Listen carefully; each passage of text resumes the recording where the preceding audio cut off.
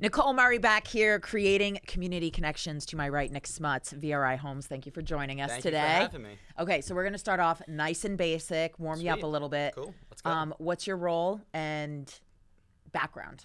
I'm a realtor associate over at VRI Homes in downtown Keyport.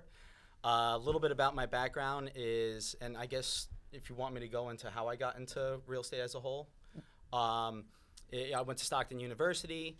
Go Ospreys. I went to school for business and marketing. I had a couple sales jobs when I got out of college.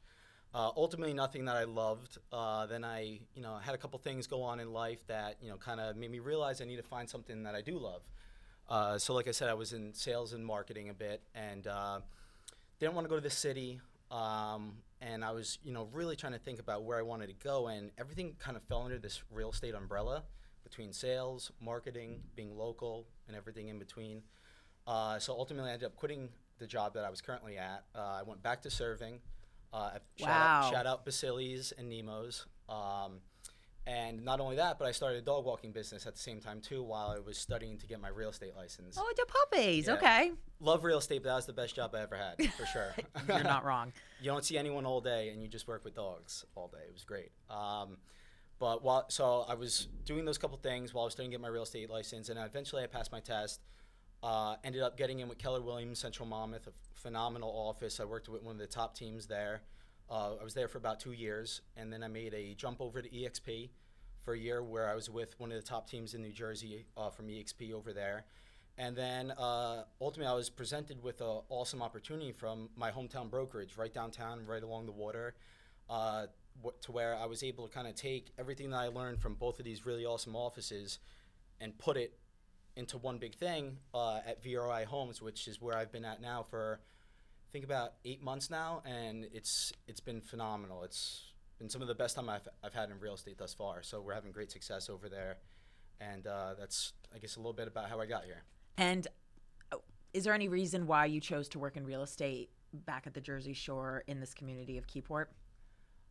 So one thing that I thought was super appealing when I started to, I guess, think about which way I wanted to take my career, my future, was that, growing up along the shore in Keyport, Hazlitt, Union Beach, all those small towns, close-knit towns around there, is that you kind of just naturally grow up to know who everybody is and learn a little bit about everyone from when you're playing sports as a kid, hanging out at the bars later on in life. You just learn to know who everyone is in the area. So I always thought the idea of selling real estate and being able to sell someone, their future and where they're going to be able to raise their family and kids was an extremely awesome opportunity to be able to make a living off of that. And when I thought about, how many young realtors my age that I knew at the time, I really didn't know that many then. So I figured, I could be that guy.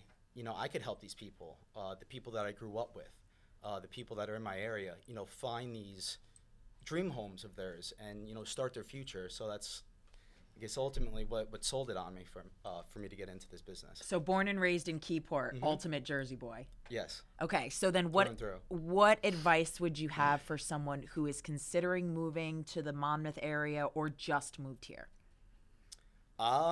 Enjoy. I mean, between the restaurants that are in Monmouth County and Keyport, from the parks, the beaches, that's always one thing that I've always said is, I've been lucky enough to do my fair share of travels, and when I think back to the places that I've been, I'm like, Jersey really does stack up with some of the best of them. It really does. People underestimate. They really do, and I think people that hate on New Jersey really haven't been here. I mean, if there's one knock on it, it is pricey, but everything's pricey these days. You are not wrong. But I mean, we have beaches, we have mountains, we have forest, we have everything in between. So especially Monmouth County has a little bit of everything.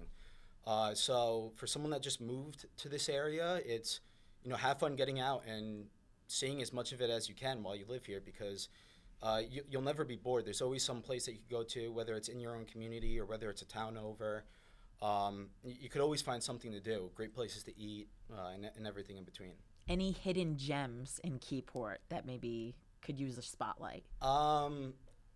So it used to be, almost all of our restaurants were hidden gems, but Keyport over the past couple of years has received a ton of awesome spotlight and a lot of good publicity to where a lot of the restaurants they're no longer hidden gems. So I think some of the hidden gems about Keyport honestly is its parks and its views. Yeah. Because like I said, a lot of people know about the restaurant scene that we have, and it's super popular. We have a number of different great restaurants, but people sleep on the fact until they come down and see our bulkhead or go down the Cedar Street Park, just how beautiful it is. I mean, it's the first shore town along the Jersey Shore. So we have a beautiful downtown bulkhead where there's grass you could picnic in. They have all different types of events and stuff like that. So honestly, it's the scenery, I guess, would be the hidden gem now that just needs a little more exposure. And I know you said the restaurants gaining publicity. Mm-hmm. Any one or two favorites you want to shout out? They're all my favorite. But I mean, there's Drew's Bayshore Bistro, Nemo's Asian Fusion, the Keyport Fishery, Mike's Subs, Italian Touch, Berlou's, McDonough's. Nice variety there. There's a great variety. Broad Street Diner, Lenora's. You really can't miss for the most part when you're eating at somewhere in Keyport. So now, as a born and raised Keyport boy, don't take this question personal. Okay. But if you had unlimited resources, money, time was not a factor, what kind of changes would you make to the town? That's a good question. I'd want to pour a lot back into the school system. Okay. I have a lot of Keyport pride, as did a lot of people that I grew up with, and I would just like to see that restored a bit, and help the people that are help the kids that are in those schools. I guess maybe just receive a little more funding, whether it be towards their sports, towards their academics, or everything in between. That'd probably be the first place I'd park that money, and then after that, I'd say back into the parks even more. Even though they've done a lot of really great things with the parks over the past couple of years, we could enhance it even a little bit more, I guess. And so those would probably be the first two places where I would look to go, with that money. I like that. I like where your focuses are at.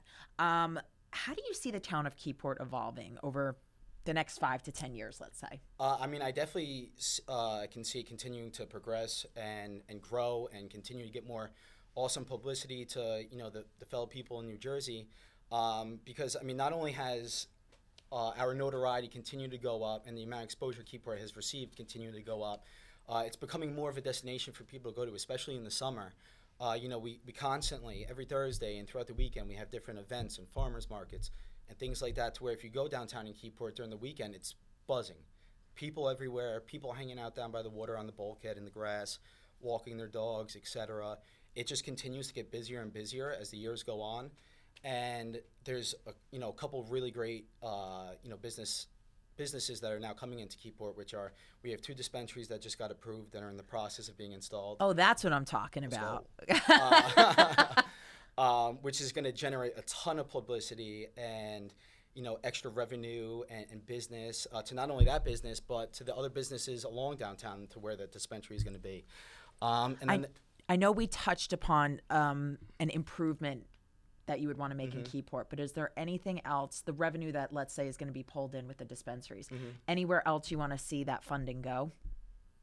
I mean, primarily those things that I mentioned earlier is where I'd like to see it go, but I mean, if there was anything else that, could be added to the town to help give it some more flair and character and bring some more people in, maybe some more boutiques or things like that, or different types of shops downtown. Myself and a lot of other people have been saying for a while, Keyport is, almost a hop and a skip away from being maybe a small red bank. And I think it's almost there, but, we could use a couple more shops and boutiques just to generate, I guess, maybe some more, a younger demographic a little bit more too. So I guess that would be primarily the place I'd go after those 2 first things that we talked about. So before. Up and coming, the mini red bank idea, I really like that, because there's all different types of business in that town. Yeah, absolutely. So we're going to kind of focus in a little bit on the idea of technology, social media. Full disclosure, I stalked the crap out of you before we got here. Very strong social media presence. How would you say the improvements with technology and even just social media, how has that changed things? I mean, the effects that social media has had on not only real estate, but any small business has been, I mean, profound and revolutionizing with the way that we operate today, because The amount of brand exposure that you're able to receive, I mean, just from a few clicks or, one post or a video or things like that, is drastically, rephrase that, drastically increases as opposed to the old ways of mailer marketing and things like that, to where you may be able to reach out to 100 people or something like that, and it'd be way more costly than just posting a couple things on social media. And in today's world, whenever someone wants to find out about a restaurant, a business owner, or things like that, what someone offers, the first place they're running to is Instagram, Facebook, and things like that. Yes, sure, they they'll are. check out their websites and things like that after, but that's always the first place people are going to.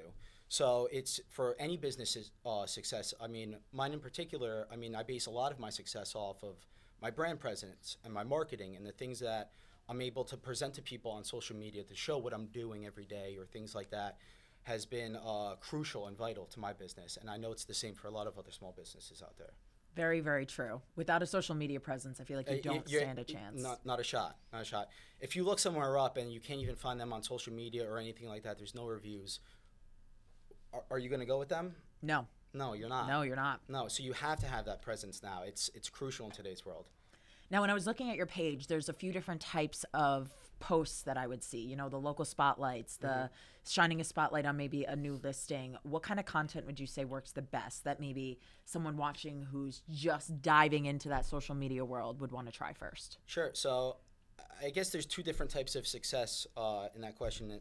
The posts that I guess generate the most success for my business are some of the more informational posts that I put up about describing different types of real estate topics and such, because I'll always get some sort of questions or messages from people asking different types of things and saying in a couple months I'm going to be looking to buy, in a couple months I'm going to be looking to sell, and then that starts that conversation and then leads to more business coming my way.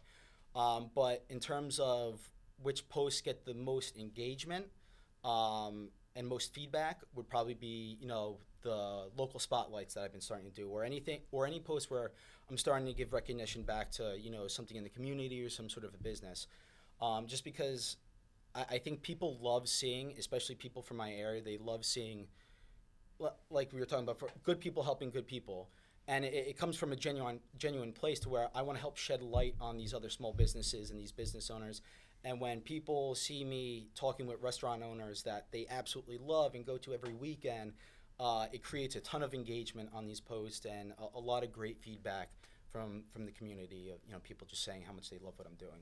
Almost like a sense of loyalty in there, since you're giving back to those around you. Yeah, absolutely. Any big do's and don'ts with social media?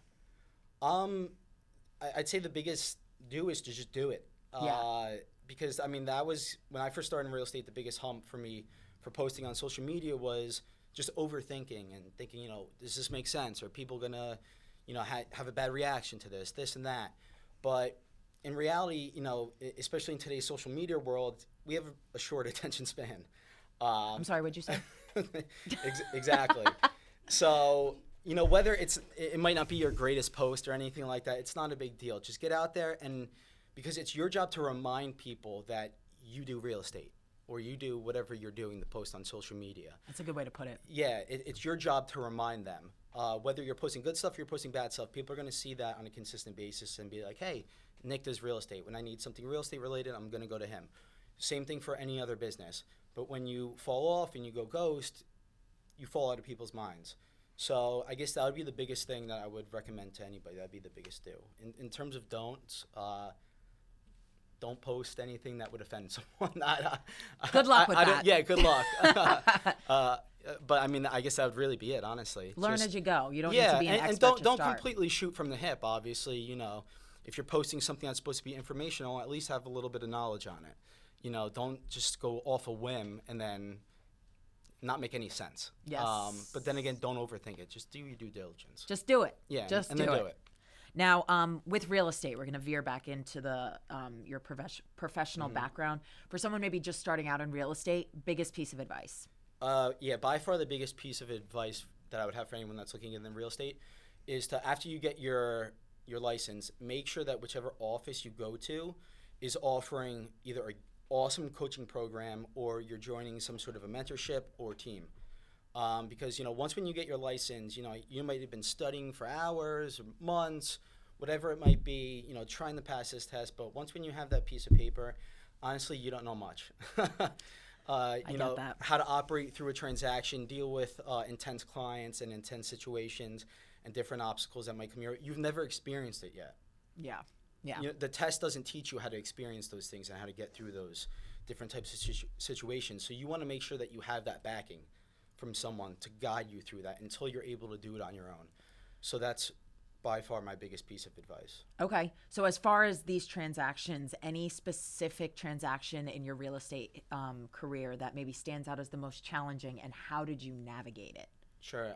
I mean, I've had a lot of those, but one of my favorites is I was working with a set of buyers that were close family friends for a long time, and they had a very specific search criteria and needs that they had to stick to in order for them to be able to purchase their home. And they had to stick to one school district in Keyport, which is, you're dealing with Keyport or Union Beach. And the criteria that they have, I knew that we really needed for a unicorn property to present itself in front of us. I love that. For them to kind of get themselves into this home that we were talking about, because for the size that they needed, the price point that we were working with, and the fact that these are two very small towns to where, we don't have the abundance of inventory that some of these bigger towns might have. So I knew that it was going to be very challenging for us to finally find that property. So after about a year of looking and, really doing all that we can to try to help them out and to try to find this property, eventually, just from doing the extra work, the extra legwork and digging in the off-market area, trying to find property as were not available to anyone, I didn't wait for that unicorn property to present itself. I thankfully, from the hard work, was able to find one.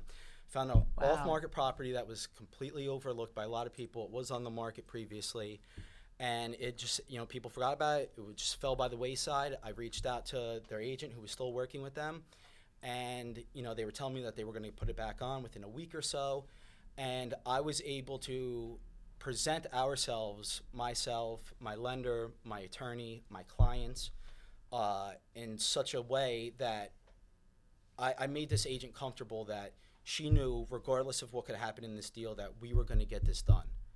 And I knew that if we did not lock this property up, it might be another year or so till we find an opportunity like this. Yeah. So I knew this had to be it. When you say present your clients in a certain way, what type of way is that? To present them in a way that they're financially stable. I connected them with my lender so that he could shed some light on their finances to know that they were rock solid. Okay.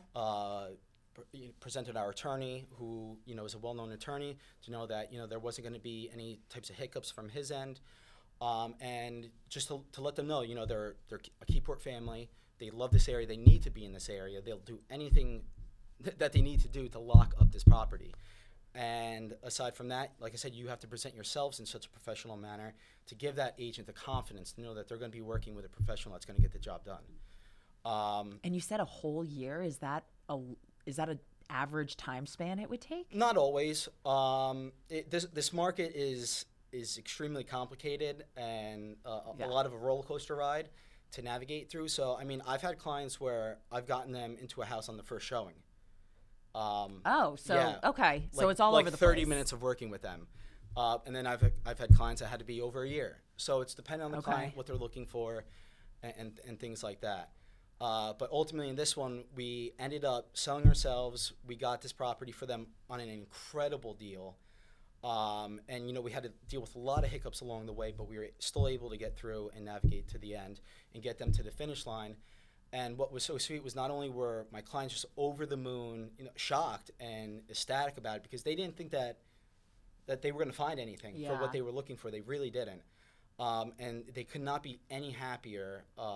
So not only did I have that to be grateful for, but even the realtor on the other end, the listing agent, was able to, she shared with me a lot of really amazing, inspiring feedback about how I operated. And that's nice. Yeah, and what's great about that is, realtors, they don't have to do that. You could just go on your separate ways at the end of a deal. And, you usually say, it's been great working with you and such, but the amount of feedback and the things that she had relayed to me, and she was a very seasoned agent, has been in the industry for about 40 years. It was really humbling, and I was really grateful to hear that. So that was probably one of my most heartfelt deals that Well, I've you had. found the unicorn. I found the You unicorn. found the unicorn. Hard work, yeah. I found the unicorn, yeah. Okay. Final question for you. Any prevalent real estate myths that you want to debunk right now?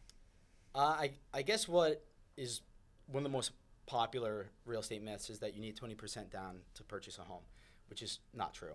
I mean, it's a great thing. It's an awesome thing if you have 20% down. You show you got incredible skin in the game. You're a serious buyer. You avoid PMI and a number of different other things.